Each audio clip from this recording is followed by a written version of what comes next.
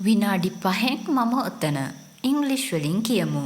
සාමාන්‍යයෙන් අපි යම්කිසි ක්‍රියාවක් ඉතාමත් ඉක්මනින් කරනවා කියලා කියද්දී ඒ වගේ වාක්‍යයක් ඉංග්‍රීසියට හරවන්නේ කොහොමද කියන එක ගැන අද මේ වීඩියෝ එකෙන් ඉගෙන ගන්නයි යන්නේ.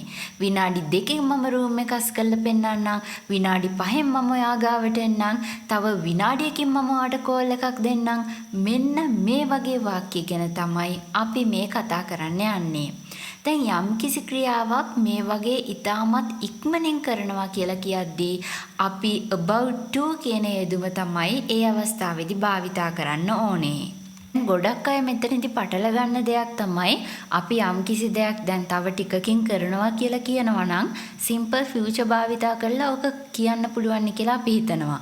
එහෙම නැත්නම් going to කියන යෙදුම භාවිතා කරලා ඔක කියන්න පුළුවන් කියලා අපි හිතනවා.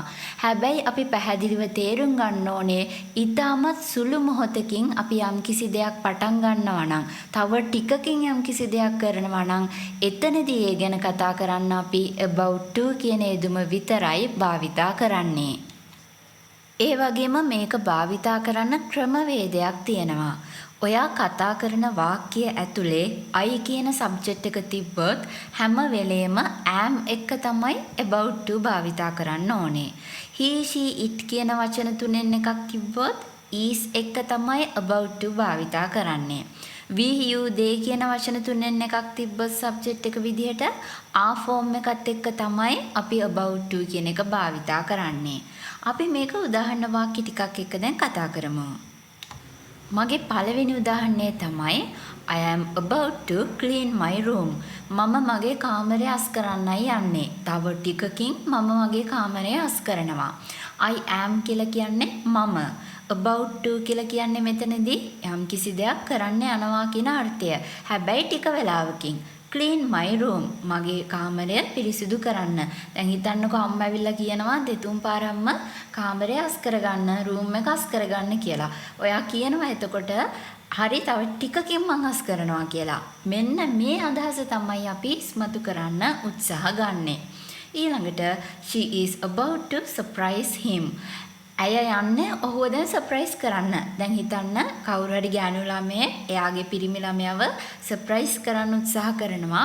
ඒ වෙලාවේදී දැන් එතන වටේ ඉන්න අය මේක බලාගෙන ඉඳලා කියනවා ඔන්න තව විනාඩියයි එයා යන්නේ ඒ පිරිමි ළමයව සර්ප්‍රයිස් කරන්න කියලා.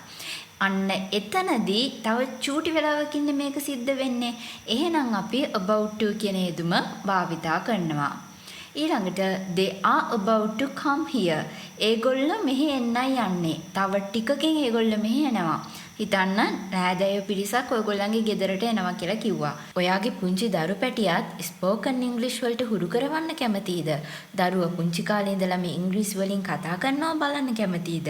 එහෙනම් අපේ Viral Beam Kids කියන YouTube channel එකත් එක්ක එකතු වෙන්න. දැන් මගදී ඔයා මෙයාලට කෝල් කරලා බලනවා.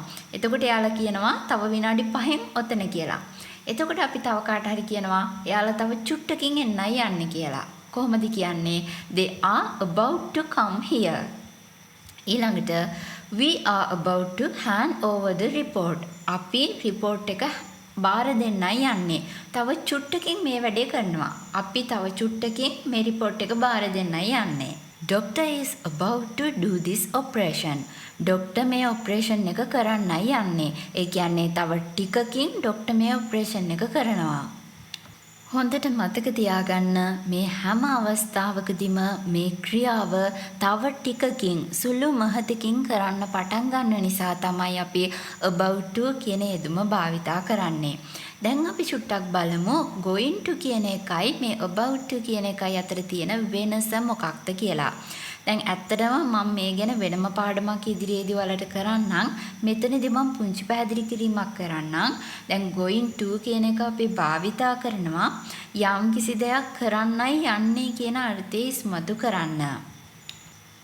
දැන් උදාහරණයක් විදිහට I am about to clean my room කියලා කිව්වොත් මම මගේ කාමරය අස් කරන්නයි යන්නේ කියන අර්ථය ඉස්මතු වෙන්නේ. හැබැයි ඒක කොයි වෙලාවේද කියලා නිශ්චිත නැහැ. කරන්නයි යන්නේ කියන අදහස තමයි ඉස්මතු වෙන්නේ. හැබැයි I am about to clean my room කියලා කිව්වොත් එතනදී ඒකේ තේරුම තව චූටි වෙලාවකින් මම ඒ වැඩේ පටන් ගන්නවා. එහෙම නැත්නම් ඒ වැඩේ කරනවා. තව සුළු මොහොතකින් ඒ වැඩේ කරන නිසා තමයි about to කියන යෙදුම අපි භාවිතා කරන්නේ. ඔන්න දැන් ඔයාලට පුළුවන් මේ යෙදුම භාවිතා කරලා වාක්‍යයක් නිර්මාණය කරලා කමෙන්ට් එකකින් ඒක අපිට ඉදිරිපත් කරන්න. ඒ වගේම ඔයාලා මගේ මේ වීඩියෝ එකට කැමති නම් ඔන්න අමතක නොකර ලයික් එකක් දාන්න. එදිනදා ජීවිතයට අවශ්‍යම වන ඉංග්‍රීසි ක්‍රියාපද 500ක් පැය 3මාරක් වගේ කාලයක් භාවිතා කරගෙන උදාහරණ වාක්‍යත් එක්කම කියලා දෙන DVD එකක්. DVD එක රුපියල් 1500යි.